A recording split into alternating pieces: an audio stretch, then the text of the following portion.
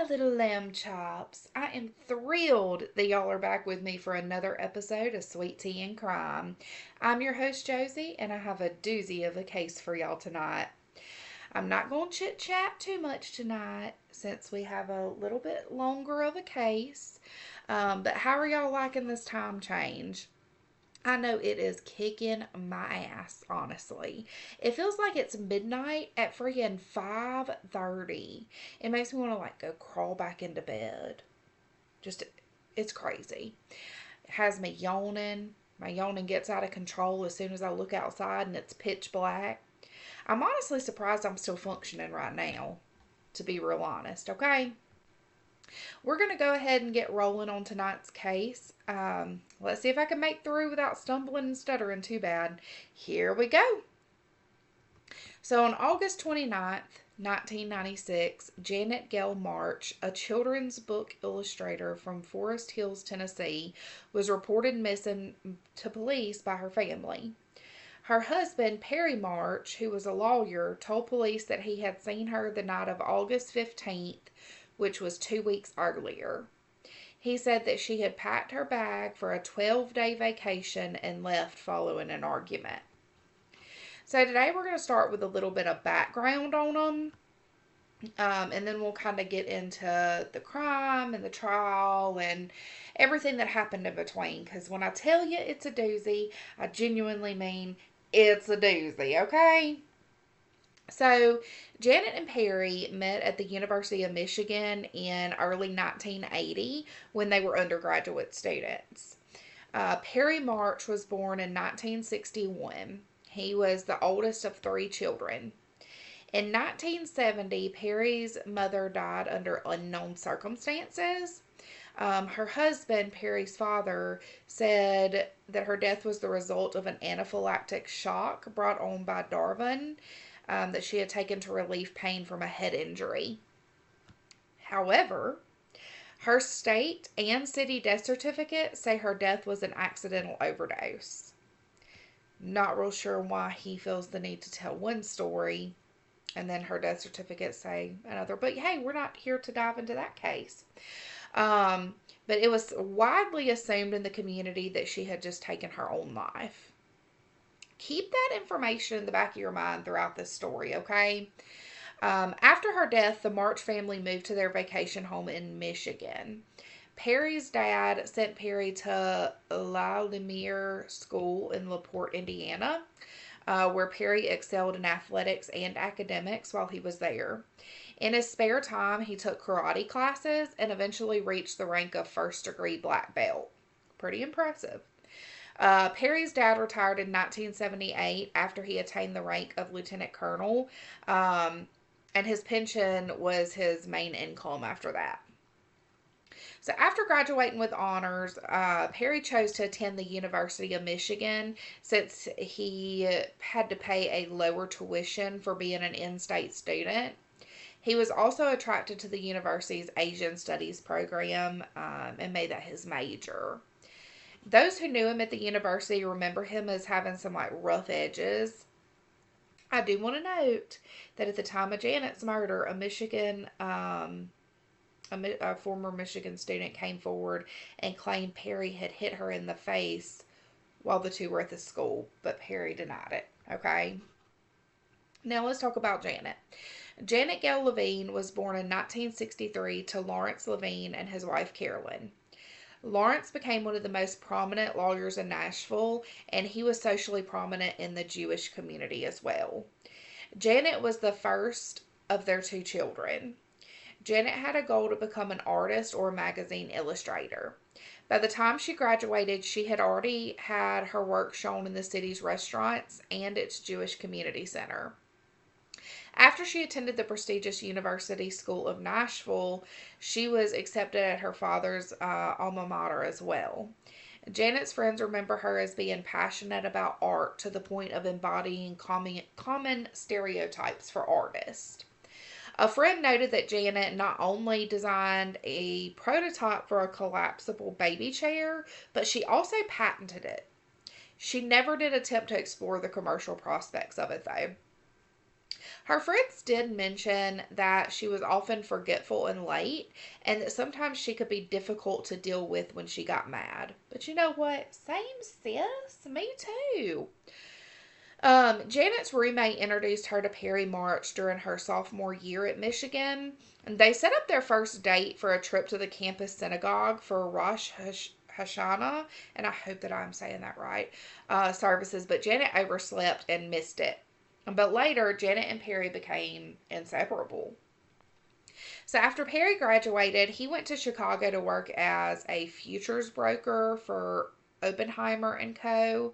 Janet moved in with him there while she was taking art classes at the Art Institute. But she did start getting homesick not too long after she moved there.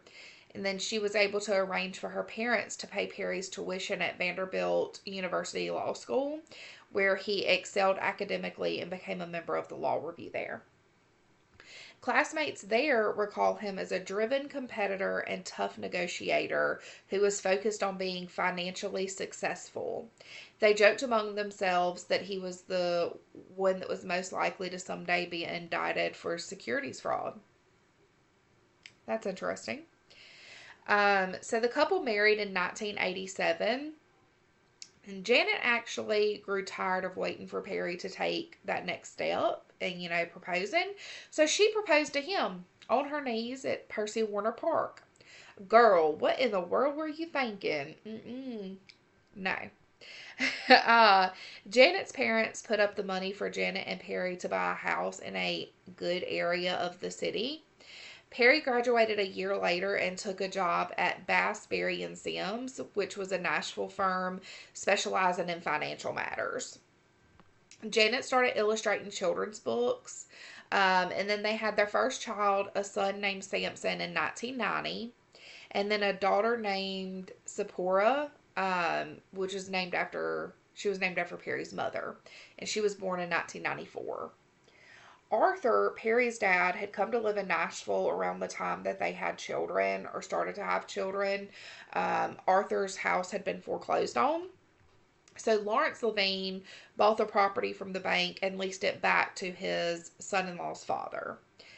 Arthur later said that Lawrence let him live in the house without paying rent for a while, but then encouraged him to move to Nashville to be closer to his son and grandchildren. However, records of Berrien County showed that Levine ended the lease for non-payment of rent in early 1987, and then he sold the house a year later.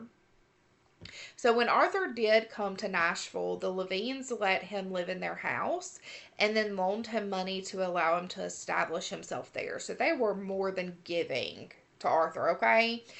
Please keep that in the back of your mind as well. Then this fella goes and declares bankruptcy in 1991. So during his time in the city, Arthur would tell people that he retired from the Army as a full colonel and had served time with the Green Berets on Special Forces missions, let me say that right, to Israel. But his service records contradicted that information. So he was a liar. Okay, thanks. The same year that his father went bankrupt, Perry started to face a career setback. So let's talk about that hot mess for a moment. I don't know where that accent just came from, but let's roll with it. Anyway, a paralegal at Bass Berry found the first of a series of anonymous typewritten letters on her desk. The letters were inappropriate, to say the least. The secret admirer praised her body and said it captivated him. He went on to confess he's married and that now he understood why men have affairs. Just all this hoopla in there. It said that he loved his wife and knew that it would break her heart if he did it. And then there was even a statement saying marriage has a way of making sex boring at times, routine and old. Okay, sir. She kept getting the note, so she finally went to the firm's management. Management and an outside investigator set up a hidden camera monitoring an obscure volume on tax law firms in the library, where the writer asked her to leave a note if she was interested in having an actual affair. Guess who it turned out to be? Old Perry. So he was given the choice of resigning or being fired, with the former option only being available if he sought some sort of professional help. Well, the paralegal was mad at the firm because they seemed to be just taking their sweet little time letting March make up his mind, so she quit after returning from vacation. You know what? Way to go, sis. Went on vacation, then quit. That's the way you do it now. Shortly afterwards, March was let go. So March did agree to pay the woman $25,000 over the next 4 years, with the first 12,500 being in monthly installments, and then the last half as a lump sum at the end of that time to avoid a sexual harassment lawsuit against him and the firm. Honey, you should have asked for more, is all I can tell you. He kept the payment secret from Janet. Of course he did, scumbag. Shortly after, he began seeing a marriage counselor with Janet. By 1993, Perry had admitted to Carolyn Levine, so Janet's mother, that he and Janet were having problems in their marriage. Well, he kept his career going by working at Levine Orr, which was his father-in-law's firm.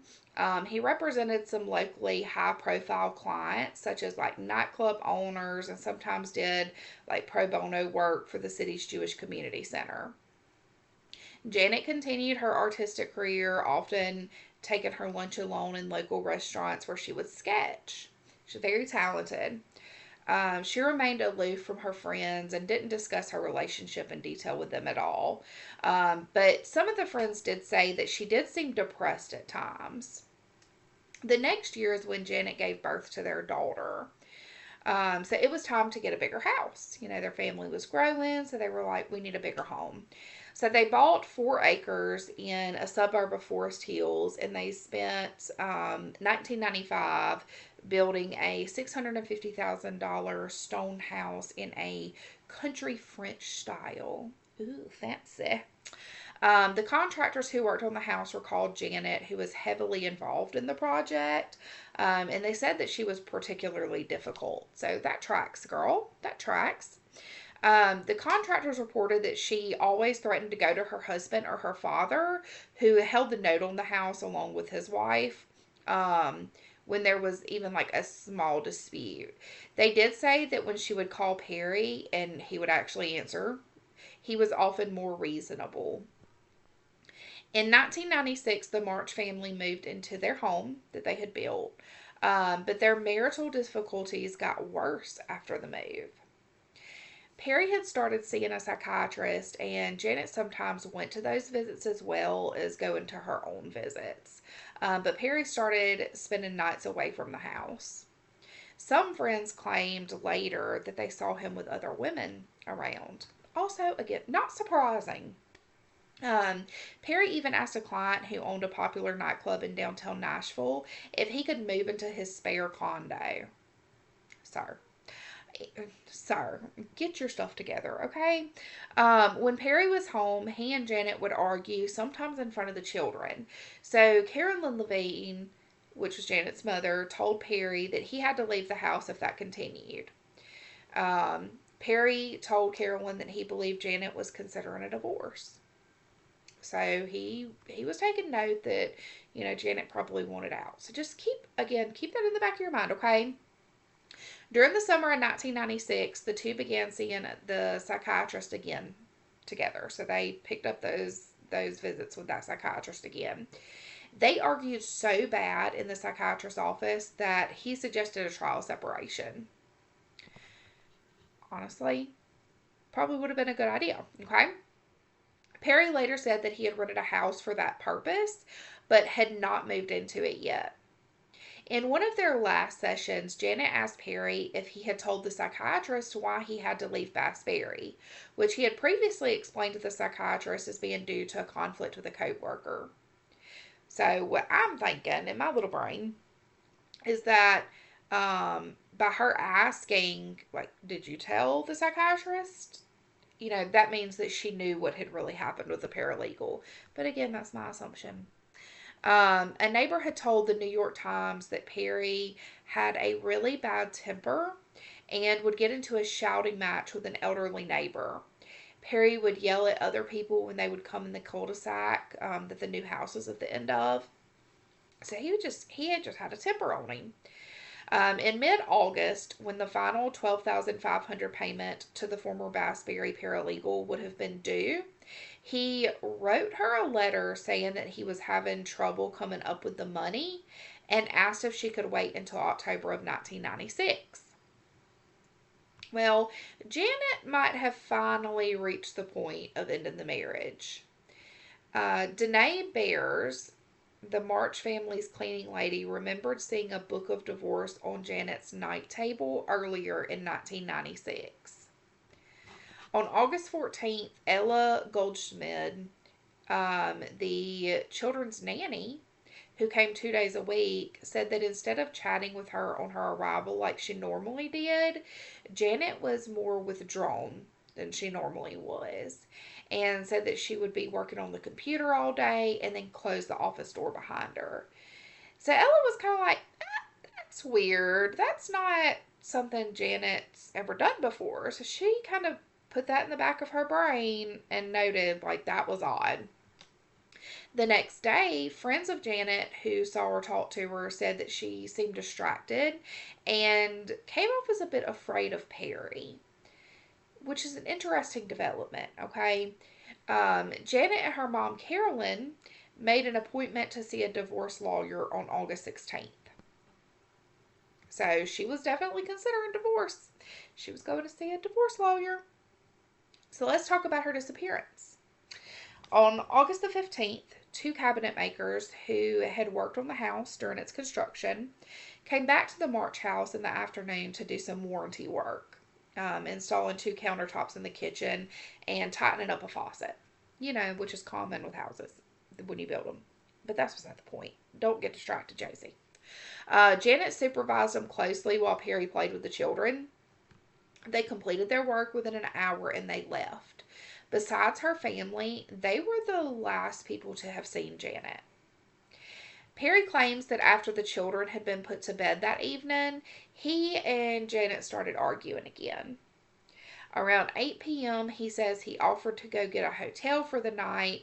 Instead, he said that she announced she was going to leave for a short vacation to somewhere that she would not share with him. Awfully convenient. According to Perry, she packed some clothes into 2 bags and a suitcase and got into her gray Volvo 850 with her passport, $1,500 in cash, and a bag of marijuana. After leaving him a written list of things to do while she was gone, he says she left the house around 8:30 p.m. I also want you to take note of the written list of things because that's going to come back, okay? Records show that shortly after 9 p.m., Perry made phone calls to family and friends, telling them that Janet had left him and the children. So first he called his brother, and then his sister, both of who still lived in the Chicago area at the time. At 10 p.m., he told Laura Rummel, which was a lifelong friend of Janet's, that Janet had left. At midnight, he called his in-laws. Carolyn Levine said later that it was unlike Janet to walk out after a fight, but told Perry at the time to have Janet call her when she returned. So, Carolyn was kind of like, maybe she just needed a break. Have her call me when she gets back. The next morning, Janet's absence was definitely noted by several visitors to the house. So let's get into that a little bit. So Beard arrived for her regularly scheduled house cleaning sometime around 8 to 8:30. She testified later that it seemed the house had already been cleaned and that Perry told her not to clean the children's playroom. Perry told her that Janet had gone to California on a business trip. So Beard did her other chores and moved on with her day. When Ella Goldschmidt, the nanny, arrived around 9:30 to 10, Perry told her as well that Janet had gone to California, but explained that she was visiting her brother Mark, who was practicing law in Los Angeles. So a little bit of kind of the same story, but a little bit different. Ella said later that whenever Janet had traveled away from Nashville, she had always let her know in advance and had left instructions behind. So, and it was odd that this time she didn't. Beard had finished what she needed to do and left the house by the time Marissa Moody brought her son over for a play date with Samson March. She and Janet had arranged the play date the day before. When she arrived at the house around 10 a.m., she recalled neither Janet nor Perry came out of the house to greet them, which made her kind of feel snubbed. She was like, okay, well, that's weird. But she knew that the two of them kind of kept her at arm's length anyway. Well, Samson let her and her son into the kitchen door where he told him his mother was not home. He was like, hey, my mom is not home. Okay. Samson was reported by Moody was bouncing up and down on a rolled up oriental rug that was on the floor space just outside the kitchen next to the playroom that Perry had previously told Beard not to clean. I'm so sorry, my nose is a little runny. She thought that was odd since the March house was decorated with the couple's preference of like exposed hardwood floors and minimal coverage over them. After a few minutes, Samson went to get his dad, who apparently didn't know about the play date, but told Moody to go ahead with it. Well, when she came back to pick her son up around 2 p.m., Perry wasn't there. He was instead having lunch with Rummel, with whom he was discussing plans for new carpet for his law office. Rummel said that while they were able to discuss the carpet, Perry was sometimes emotional about Janet and had trouble focusing.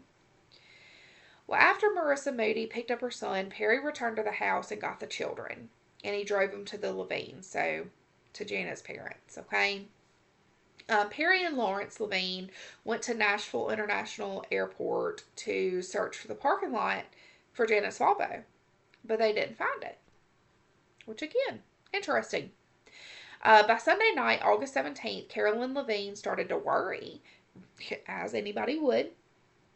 Since Janet had never left her children for so long without telling anybody, Carolyn was like, "Okay, this is weird." She wanted to call the police, but Perry and his brother Ron, who had come to help, persuaded the Levines to wait the 12-day period that Janet's list for Perry suggested that she'd be gone. They were just kind of like, "Hey, wait it out." That night, Perry also called his father, who by that time had moved to a caretaker's cottage on an estate um, in Mexico. Okay? Arthur told Perry that he would come help him with the children, and he drove from there to Nashville and arrived several days later. On August 23rd, Perry began seeking to retain the services of a criminal defense attorney, according to the Levines, which is odd. Why would you need to do that? By that time, both Perry and his in-laws were beginning to fear that Janet was in trouble. Okay. Sampson's 6th birthday party was to be held on August 25th, which is the end of the 12-day period that she was supposedly going to be gone. And nobody believed that she would voluntarily miss that. Okay. You're not going to miss your kid's birthday party. Their own efforts had been fruitless to find her. Perry wanted to report her disappearance to the police, but claimed that the Levines didn't want to report it because they feared embarrassing Janet. I would like to call bullshit on that. The Levines later claimed that Perry had been the one to resist calling authorities, which makes more sense. Sampson's birthday party went on as scheduled on August the 25th. Guests from outside the family were told like various stories. One of the stories was that Janet had been visiting her brother in California, where she contracted an ear infection that kept her from flying home until it was cured. And many of the guests later, said, "Hey, we accepted that as the truth because why would they make that up? Why would that be made up?" Arthur March, Perry's daddy, attended the party, but left for Chicago the next day. When Carolyn Levine asked her son-in-law why Arthur had left, he said his dad had a big mouth and tells everything. Direct quote. Okay? On August 29th, Janet's whereabouts were still unknown after 2 weeks, so the Levines notified the Metropolitan Nashville Police Department that Janet was missing. Now let's pause that and let's talk about the list that Perry kept saying that Janet left for him, okay? So Janet's family found the list that she supposedly given Perry. The family found the list found the list one of the, I'm sorry, I am getting tongue twisted over here. The family found the list one of the most troubling aspects of her disappearance, okay? While she, like Perry, typically organized her instructions to others in list form, many aspects of the list were inconsistent with how she typically made hers. Janet's mom said that typically when Janet would write a list, she would either write it out by hand or dictate it to someone else to write down instead of writing them on a computer and printing them out, so typing them up. When she did write, she used lowercase letters exclusively, whereas her list to Perry had normal capitalization. Janet typically dated her list at the top of the page, but this one was dated at the bottom, which is how Perry did it. Okay?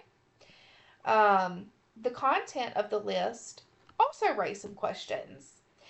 It did not mention the play date that Janet had scheduled the following day with Marissa Moody, which Janet's family believe should have been included. She would have included that, to let them know, hey, he's having a play date tomorrow, Side note, Perry later disputed Moody's account that Janet had been the one to arrange the play date and said that he was. Okay, I'm sorry, but that lady would have remembered if it was the husband or the wife that set up a play date. Okay? She would not have been like, oh, it was Janet. No, and dang good and well it was Perry. Dang good and well. Okay?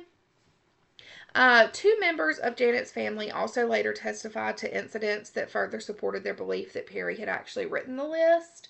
According to Carolyn Levine, when she helped Perry put the children to bed on the night after Janet disappeared, she noticed a yellow legal pad next to the March's computer with a handwritten list of chores, similar to those on Janet's list. And at the top, the words 2 weeks were written in Perry's handwriting and circled. Tell me that's not weird, okay? Mark Levine said that on the day when he and Perry had been at his parents' house shortly after Janet's disappearance, he had asked Perry if he could see the list on their computer.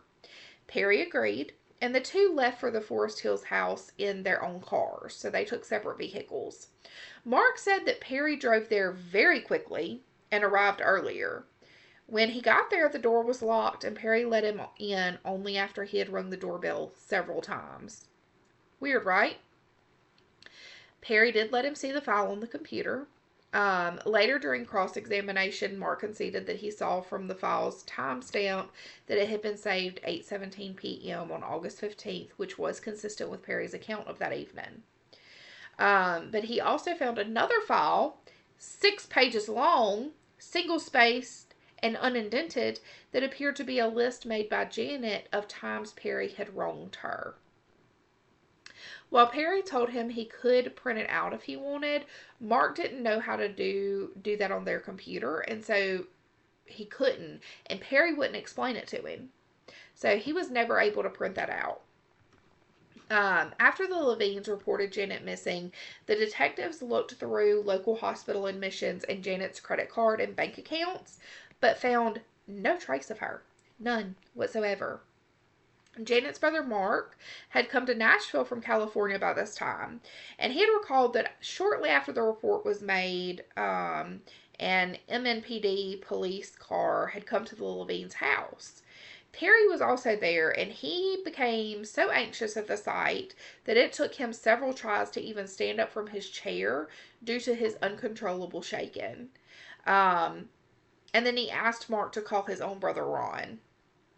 So he was visibly just extremely anxious that the police had shown up. The first break in the case came a little over a week later, on September 7th, when Janet's Volvo was found backed into a parking space at an apartment complex roughly 5 miles from the house, so not far. Inside were most of the items Perry said Janet had taken when she left. The detective who processed the Volvo later testified that there was a layer of dust and pollen on the exterior, suggesting that it had been parked there unused for quite some time. There were cobwebs in the wheel wells, and when the tires were removed, the brake rotors were found to have rust on them. Inside the car, police found a purse with Janet's identification, credit cards, passport, $11 in cash, a suitcase packed with clothing, and a small canvas bag with toiletry items. And then there was a $50 bill in the glove box. A gray suitcase, Perry said Janet was taken, was not in the vehicle. So he claimed she had taken this gray suitcase, but it was nowhere to be found. Okay.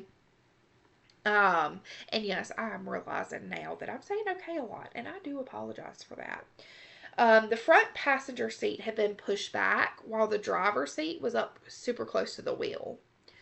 On the floor in the front, the former detectives found a pair of Janet's white sandals, and the shoes appeared to have been carefully positioned rather than discarded as a wearer might after taking them off. Investigators considered it unusual that while Janet's suitcase had been packed with sundresses that a woman might wear at that time of year, she had apparently not packed any bras. Nor did her toiletry bag contain any toothpaste or a hairbrush. And we all know a woman is packing a bra, a toothpaste, and a hairbrush, okay? That same day, a private investigator hired by the Levines spoke to Perry. She noted that he referred to Janet in the past tense. And if your wife is missing, if your partner is missing, you're not referring to them in the past tense. Unless you know that they're dead, okay? And even then, still weird. After the interview, she went to the apartment complex where Janet's car was found and attempted to speak to the residents there about whether they might have seen anyone leave the Volvo or park the Volvo there. Perry apparently found out that she was doing that and called her and was angrily demanding that she fax him a list of everybody she talked to and what they said. And then he hung up. 5 days later, the MNPD searched Perry's Jeep. The same detective who had searched the Volvo later testified that hair and fiber evidence was recovered from the back seat. He admitted under cross-examination that the vehicle did not appear to have been cleaned recently, but did say that he smelled some type of cleaner or disinfectant. On September the 10th, police interviewed Perry. The detective said that he appeared nervous as he was advised of his rights to avoid self-incrimination and refuse consent for a search of his house, but Perry said that he understood his rights. He then wrote out a statement by hand giving his account of what happened on the night of August 15th. That next weekend, Perry took the children to Chicago, September 14th or 15th, to observe Rosh Hashanah with his family. During that time, MNPD obtained a search warrant for the March house and told March's lawyers on September 16th that they intended to execute it the next day. When they did, they discovered that the computer's hard drive had been forcibly removed and could not be found. The police further investigated Perry's actions since the disappearance, and they found that on August 21st, almost a week afterwards, he had gone to a local tire store and bought new tires for his Jeep. So they questioned the tire store owner, and the tire store owner told them that the existing tires were in excellent condition, and he did not see why Perry would have wanted them changed. So he asked him, and Perry said that he just wanted a different brand. Records also showed that before the disappearance, Janet typically only used a Visa credit card, and Perry put most of his purchases on a MasterCard. But Janet had not used either since the disappearance, while Perry had used both. Shortly after the search, Perry moved the children to the Chicago area. He rented a house in Wilmette where his brother lived. He took most of his and Janet's possessions with him. Andrew Sachs, a friend who had helped Perry pack on September 18th, recalls that Perry seemed businesslike, but was aggravated while they were packing. And at one point he said that he wanted to, and I quote, fuck the Levines and fuck the Nashville police. Which Sachs found alarming because, same, honestly, so do I. Sachs later noted that Perry did not ever respond to his offer to help him find Janet. Sachs' wife Diane, which was a longtime friend of Janet's, also later gave testimony to a possibly incriminating remark made by Perry. She was speaking to him on the phone after his move to Chicago when he suddenly asked if she thought he had killed Janet. Before she could answer, Perry elaborated, asking what she might say if he told her that he had put Janet's body in the back of her car, driven away with the children sleeping in the house, and returned like nothing ever happened. So that freaked them out, and after that, Andrew told Perry not to call them anymore. By the time that Perry left the Nashville area, the Levines had come to believe that was the scenario that had indeed played out, is the one that he gave to the Sachs lady. Many of March's friends came to agree since Perry had never returned their calls offering support or reached out to them, even the ones that were offering to help find her. After the police announced that they were treating the case as a homicide, with Perry as their suspect, local media reported on the case. It preoccupied the Nashville area during fall of '96 because no other local crime had been reported since the Marcia Trimble rape and murder almost 20 years earlier. The police brought in Army helicopters, divers, cadaver dogs, thermal imaging devices as they searched the area's woods for Janet's body. Perry's lawyers informed the police his client would no longer cooperate with them and that they would need a warrant for any future searches of his property. Suspicions worsened in November when Perry did not attend Janet's memorial service. Like, what? You didn't even go to your wife's memorial service. Yeah, because that don't make you look guilty at all, you know? In early '97, the Nashville Scene Alternative Weekly ran a two-part article about the case that disclosed some new information, such as the content of the letters Perry had left for the Bassberry paralegal in 1991 and the questions about his mother's death. It outlined the police theory of the case at that point, which is that Perry had killed Janet, in all likelihood unintentionally, perhaps through, some kind of hold that he had learned through his karate studies.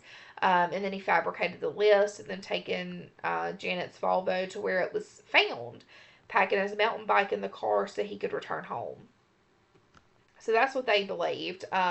They believed he had hidden her body, perhaps initially in the rug that Marissa Moody saw, and then later somewhere more permanent, possibly with his father's help, which would make sense. Perry was interviewed for the article at his home in Wilmette. He compared himself to Richard Jewell, which is a wrongfully suspected person of the Centennial Olympic Park bombing that summer, and said that he was arranging financing to buy his father-in-law's share of the house and return to Nashville, where he could start his own law firm. And he told the reporter, and I quote, "I will not allow one misguided police officer, one vengeful man, and a few low-life journalists to destroy what I've taken years to build." He also threatened to file defamation suits against the former Michigan classmate who had accused him of assaulting her. The Tennessean newspaper, the Bass-Perry, although Perry's lawyer said that he did not think his client would follow through with those threats. Although Lawrence Levine declined to comment, the Scene reported that he was equally committed to seeing that Perry faced justice for killing Janet. None of his friends or law partners would talk on the record. There was someone who is not identified that said, when Larry is lucid, all he can talk about is destroying Perry. And honestly, I can't say that I wouldn't feel the same way. That's my kid, Perry's determination to emerge triumphant and his father-in-law's resolve to destroy him reflected civil litigation between Perry and his in-laws that commenced shortly after his move to the Chicago area. In October, Perry filed a petition in Davidson County Probate Court to have himself appointed the administrator of Janet's assets in her absence. The Levines opposed this and filed their own motion, first in Tennessee and then in Cook County, Illinois, Family Court for Grandparent Visitation Rights, which Perry opposed with equal vigor. In 2003, a Tennessee Court of Appeals judge, writing for the majority in the last decision in the case, called it 31 months of what can only be described as a trench warfare. That's interesting. A dissenting judge agreed, saying, "The acrimonious relation of the parties is resplendent in these proceedings." In the probate proceeding, the trial court quickly appointed a conservator to protect Janet's private to protect Janet's property while the parties resolved their dispute.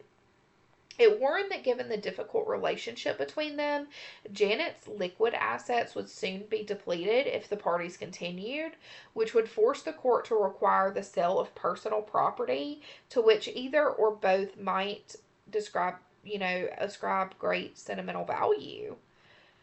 After Perry moved, the Levines argued that when the court ordered Perry to return some of those personal items, he either did not return them or would return them in damaged condition.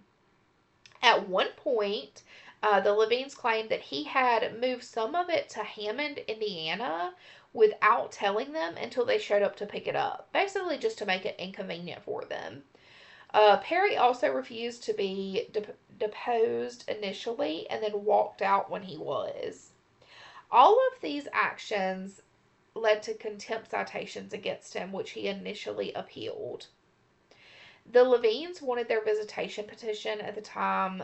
The Levines filed their visitation petition at the time Perry moved with his children to Wilmette. Perry argued that their real goal was to allow the police and or media to interview Sampson, which is the child, which he did not want to permit. He didn't want that to happen. During an October deposition in the case, Perry invoked his Fifth Amendment rights against self-incrimination in response to 15 questions, including when asked if he had killed his wife. This made headlines in national media and further reinforced the public's perception that he had indeed done so. Although legal experts said that was the only thing he really could do in that situation. Other evidence that would later be used against Perry came from activities associated with those lawsuits. Carolyn Levine was searching the Forest Hills house in early of 97 after Perry had moved and taken most of the family's possessions to Chicago with him. In the garage, she found 2 envelopes that had the logo of a company only Janet used and her name handwritten on them, both containing typewritten letters. Those turned out to be the originals of the ones Perry had sent copies of to the Bassbury paralegal in 1991, and Carolyn called the police. So they theorized that perhaps Janet had discovered those, confronted Perry with them, and demanded a divorce that night, which led to, his murderous reaction. In March of 99, a court-appointed Chicago area family lawyer visited Perry at his house to interview him in the visitation case. She testified later that there was no photographs or other mementos of Janet in the house, which she found very disturbing. After she filed the report recommending visitation be granted to the Levines, she said that Perry became angry with her and threatened to disappear with the children to Singapore. And honestly, that's when they should have shut that shit down, okay?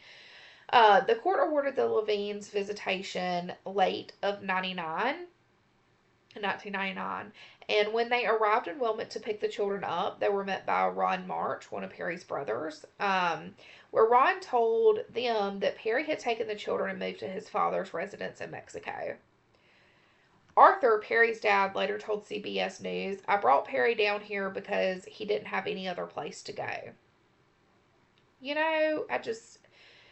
could have turned him away, your murderous son, but you know what? He was in on it too, okay? Within a week of settling down, Perry met a local woman named Carmen Rojas, who he soon married.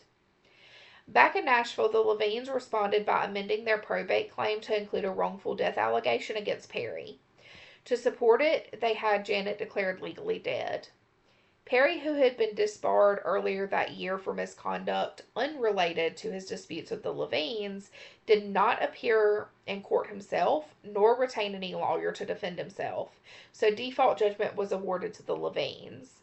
Perry was ordered to pay them $113.5 million, which he then appealed. In May of 2000, the Levines came to Mexico to demand that Perry grant them their visitation rights. Perry and his father refused to let them see the children, and they returned to Nashville. A month later, the Levines went back to Mexico. But this time they had a Mexican court order as well, and they were able to have Perry arrested by Mexican authorities on charges that he had violated the terms of his visa. He was later able to get the charges dropped, but while he was occupied doing that, the Levines went to the children's school, outran Arthur March, and took the children back to Nashville. Yes, good on them. Good on them.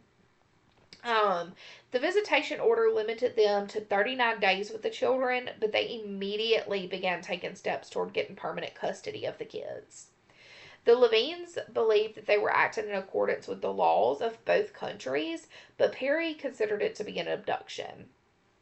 Well, two Tennessee lawyers agreed with Perry and contacted him and agreed to represent him pro bono. They brought an action in federal court to have the children returned to Perry in Mexico under the International Child Abduction Remedies Act.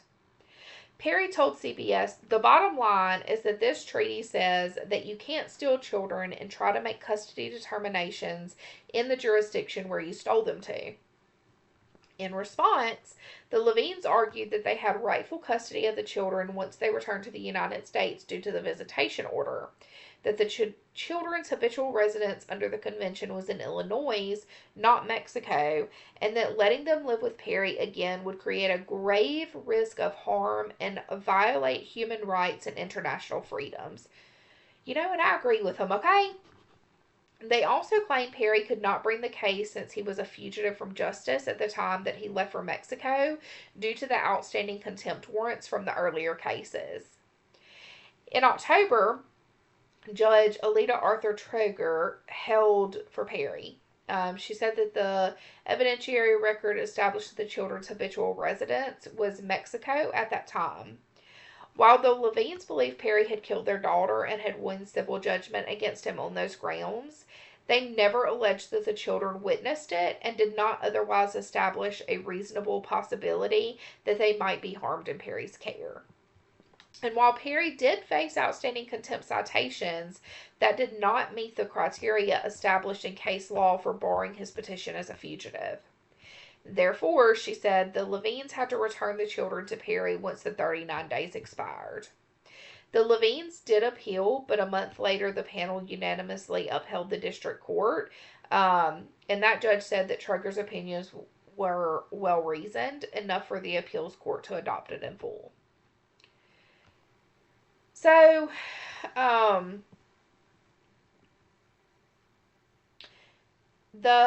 he also noted that the Levines exceeded the authority of the Mexican court order, which allowed them to take the children as far as Guadalajara, and that by taking them back to Nashville, the Levines and their son had incurred kidnapping charges in Mexico, for which an arrest warrant had been issued, and but it was later dismissed.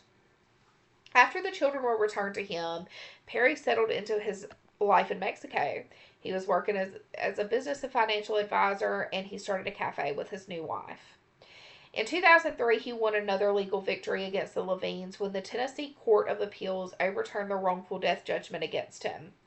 The two-judge majority found that the Levines had offered no new evidence that Perry had killed Janet when they amended their claim to include wrongful death almost 3 years into the probate litigation. An undue delay, and that Perry's misbehavior did not warrant a default judgment against him in that case, especially since he had offered to be deposed either by telephone or in Mexico. The majority did, however, deny Perry his motion for dismissal of the wrongful death claim on the merits, since the case was purely procedural. The dissenting judge argued that the majority had too narrowly construed the precedents the trial court relied on, and that the issue of the possible death at Perry's hand had been part of the proceedings from the beginning. For instance, he noted the Levines had been barred from asking Perry about it in the depositions. So, he did agree with him on that part. So, the resolution of the civil cases in Perry's favor did not deter the MNPD. Despite not having a body, 2 detectives on the department's cold case squad began looking into Janet's disappearance again. Hallelujah, praise the Lord. Perry's business activities in Mexico had made him some enemies there, where many who had done business with him had accused him of fraud. And so, he had his own stuff going there in Mexico. Well, the detectives learned that in 2001, Perry had threatened a Mexican lawyer and his client, saying that he would do away with us the way he did his wife. You know, they should have looked into that deeper. In late of '04, the two detectives and prosecutors began secretly presenting evidence against Perry to a grand jury. After hearing 59 witnesses, it returned an indictment on charges of second-degree murder, tampering with evidence, and abuse of a corpse. The indictment, like the proceedings that produced it, remained secret while prosecutors worked with the FBI and the Mexican government to secure the paperwork for Perry's arrest and extradition. In August of '05, Perry was arrested at his restaurant as he prepared to open for the day. He was taken to the Guadalajara International Airport and put on a plane to Los Angeles. Once it landed, Mexican authorities turned him over to the FBI and he was arrested on the charges he had been indicted for. The Levines initiated another action for full custody of the grandchildren, which was ultimately succeeded. On the plane to Nashville, Perry was escorted by Pat, and I hope I say this right, Postiglione, who was one of the two cold case detectives. Perry started to talk to him, even though Postiglione reminded him that he had no legal obligation to do so. Perry said he wanted to talk anyway, and he started making some admissions related to the case. He told the detective it was time to close this chapter in my life and said he was willing to plead guilty if he could be assured a sentence of no more than 7 years. If such an agreement were reached with the prosecution, he promised to be completely honest. Postiglione said that he would relay that information to the district attorney. Perry started opening his trap and said, prior to the Janet incident, I have not been involved in any other criminal type activity. He asked about what life was like in prison and the difference between maximum and minimum security. Perry also wanted to know about what evidence they had against him, whether they had discovered Janet's body or not, and posed a hypothetical question as to whether someone could be guilty of second-degree murder if the death was accidental. While he had loved Janet intensely, Perry told Postiglione she had been portrayed somewhat idealistically in the media since her disappearance. Now, let's get into the more piping hot tea, okay? Perry was put in the county jail when he returned to Nashville. On his first night there, he approached Russell Ferris, who was another inmate that was awaiting trial for attempted murder and some other various charges, okay? At first, Perry asked him the same questions that he had asked Postiglione about how to manage in prison. But later he told Ferris he wanted to talk more privately, which they were able to do through a crack in Ferris's cell door. According to Ferris, Perry offered to have his bond posted if he would in return kill the Levines. What? Perry told him how he hoped to finance the bond by selling property in Mexico or perhaps receiving a cash advance for a novel he had written in '97 about a detective investigating the murder of a small dark-haired woman. Oh, you just happened to write that novel, huh? After a month of these conversations, Ferris went to his attorney and told him what was going on, and then the two of them went to the police. They arranged for his conversations with Perry to be secretly recorded. Perry gave Ferris Arthur. You know, Arthur is Perry's dad, just as a reminder. Perry gave Ferris Arthur's number in Mexico and a list of code words to use so that Arthur would know Perry had authorized the call. Ferris was later transferred to the jail in Williamson County, but told Perry that he had been released. Perry gave him the Levines' address on a piece of paper, so he was serious about having them killed. After the transfer, authorities taped 5 separate phone conversations between Ferris and Arthur. Arthur told him the right time of day to go to the Levines, where to get a gun, what type of gun to use, and to wear surgical gloves the whole time, and how to get to Mexico afterwards. So Arthur was in on it, y'all. The plan seemed to go through as far as having Arthur go to the Guadalajara airport to meet Ferris under his assumed name. When he arrived, an FBI agent who had him under surveillance met him and told him that the man had been detained by Mexican immigration authorities. So Arthur then just returned to his home. Back in Nashville, Perry was arrested again and additionally charged with 2 counts of solicitation to commit murder by the Davidson County prosecutors and 2 counts of conspiring to commit murder by federal prosecutors. Arthur was also charged with the same offenses by federal authorities, but he remained in Mexico officially as a fugitive. And Arthur claimed entrapment and promised that he would forcefully resist any attempt to extradite him. I wish I could say that this was the end of this, absolute dumbass incriminating himself, but it was not. So here we go with the next part. Perry became acquainted with Cornelius King, who was another inmate whose cell was next to his. He talked to King about his children and his life in Mexico. Well, King later testified that during one of their conversations, Perry told him what had really happened with Janet the night she disappeared. He said that the two had been arguing about his infidelities. She said that she was going to get a divorce and take everything. King said that Perry did not want that, and after she said that, the fight became physical. Perry ultimately hit Janet over the head with a wrench and claimed that since he had disposed of her body by burning it and pouring the ashes in a lake, he would be acquitted. Another inmate, Reno Martin, had also had a cell next door to Perry.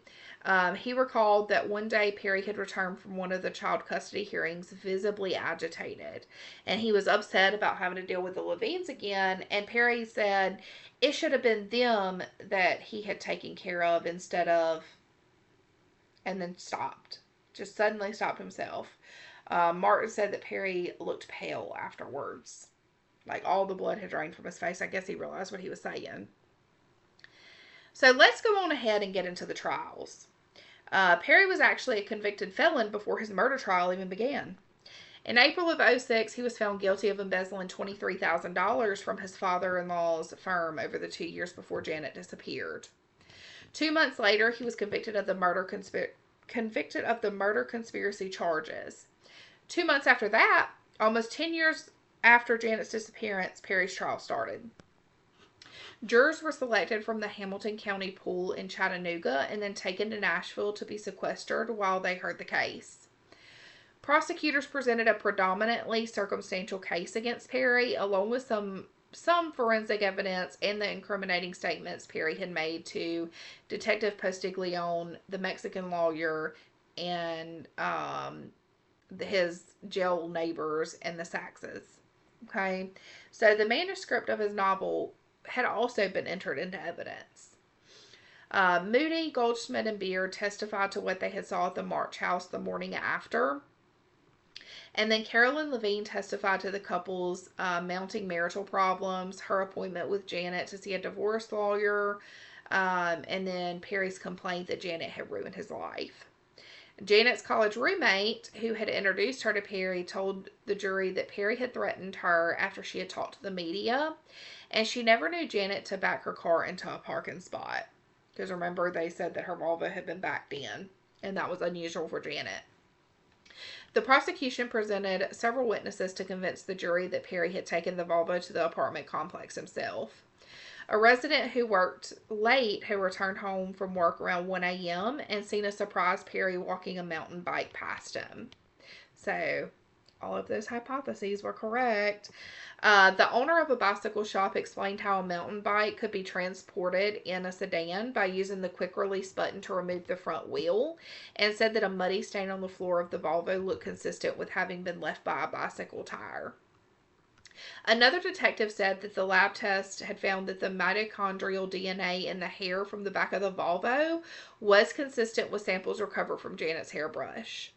His testimony was complemented by an FBI forensics tech who had analyzed fiber samples from the rear of Perry's Jeep, and they were consistent with the carpet fibers, and their colors matched to those that Marissa Moody had recalled seeing in the rolled-up Oriental rug. The jury was shown a videotape of a deposition given by Arthur March, who had been arrested in January and taken a plea deal on the murder conspiracy charges for a reduced sentence in exchange for offering evidence against his son. He said that he had brought about killing the Levines. I'm sorry, let me back up. He said that he had thought about killing the Levines since at least 2002, saying, and I quote, "They were liars, they were political animals who used their position with the Jewish mafia and his position with the Democratic Party to get what they wanted." Which just led the Levines to laugh mildly as they watched, okay? Arthur did not have a high opinion of their daughter either, calling her a typical Jewish American princess. Anything she wanted, if she needed it, she went to her father. To my knowledge, Perry was there for show purposes. Doesn't he sound like a freaking peach? Arthur did further confirm that Perry had killed Janet that night and said that he had disposed of the computer's hard drive in the woods at Perry's request. Arthur said that a few weeks after the murder, Perry had taken him one night to a wooded area on the north edge of the city at a 100-acre lot whose purchaser he had recently represented, and given him directions to where he had hidden the body in a leaf bag. Arthur found it, picked it up, saying it weighed about 50 to 60 pounds, which is way less than a body would, but that's beside the point. After he brought it back to Perry's car, the two drove north to Bowling Green, Kentucky, where they found a motel. While Perry slept, Arthur took his Jeep and drove to the other side of the city. As the dawn broke, he abandoned his original plan to throw the bag in a creek, since none were deep enough, and instead buried the bag, Janet's clothes, and her skeletal remains within a large pile of brush that he had found. He was unable to find the location of the pile when the prosecutors took him to Bowling Green again after his plea deal, but they nevertheless found his account to be credible. Perry's defense attacked several people's credibility, tried to say that King threatened Perry with physical harm to get extra food from him, etc. So they were just trying to take any last-ditch efforts that they could. His last evidence was a videotape of an interview Sampson, their son, had given to a television station in 2000, in which he recalled that his mother had gone to his room and kissed him goodbye as she left, and then he said he saw her waving to him as she drove away. But based on various stories that Sampson had given his kindergarten teacher, the guardian ad litem, and Carolyn Levine, I would honestly say that he was probably coached by his dad to give that statement to the television station. But obviously, I can't say for certain on that. But that's what I would think. That's the way it sounds anyway. The trial lasted a week. On August 17th, 10 years and 2 days after prosecutors alleged Perry murdered Janet, the jury reached a verdict after 10 hours of deliberations. They found Perry guilty on all charges. Perry's lawyer said that they would appeal. 3 weeks later, he was sentenced on all the crimes that he had been convicted of that year. Neither Perry nor the Levines made any statement at the hearing, although Mark Levine had read one into the record. Perry received a total of 56 years in prison, broken down with a 5-year sentence for the theft would run concurrently with 24 years for the murder conspiracy, after which he would serve consecutive sentences of 25 years for second-degree murder, 2 years for abuse of a corpse, and 5 years of tampering with evidence. On the same day that Perry was convicted, his father was sentenced, but 3 months later, on December 21st, Arthur died at the Federal Prison Medical Center in Fort Worth, Texas. I knew I was going to get more tongue twisted as I went. As he said he would, Perry did appeal.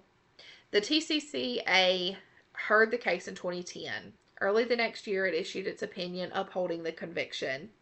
In July of 2011, they denied him permission to appeal the case to the Tennessee Supreme Court. Perry did later turn to the federal courts to appeal. In June of 2013, both petitions were denied.